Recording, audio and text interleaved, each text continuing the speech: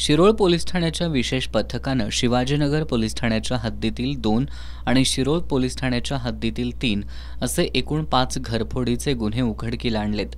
अट्टल आंतरराज्य गुन्हेगार सुमित महादेव निकम याला शिरोळ तालुक्यातील हरोली इथल्या घरफोडीतील गुन्ह्याच्या संशयातून ताब्यात घेऊन चौकशी केल्यानंतर त्याच्याकडून हे गुन्हे उघडकीस आलेत। ही माहिती जयसिंगपूरच्या पोलीस उपअधीक्षक रोहिणी सोळंके यांनी पत्रकार बैठकीत दिली आहे। काही दिवसापूर्वी हरोली गावामध्ये घरफोडीची घटना झाली होती।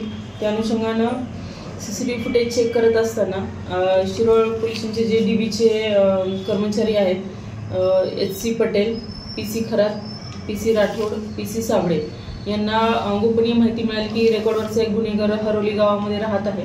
त्याच्याकडे त्यांनी त्याची घरझडती घेतली असता काही संशयास्पद आपल्याला वस्तू मिळून आल्या।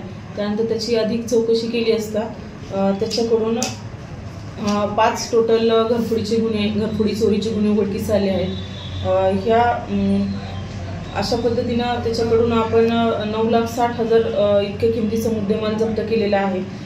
हा जो आरोपी आहे सुमित महादेव निकम हा मूळ कर्नाटकचा आहे, निपाणी बेळगावचा आहे आणि सध्या हरोली येथे 2-3 महिन्यापासून तो वास्तव्यास होता। या दरम्यान त्याने ज्या घरफोडी केल्या आहेत त्याच्याकडनं 5 घरफोडी उघडकीस आलेल्या आहेत। त्याच्याकडे अजूनही आपण म्हणजे चौकशी करत आहोत। आपल्याला माननीय न्यायालयाने 25/9 पर्यंत पोलीस कस्टडी दिलेली आहे।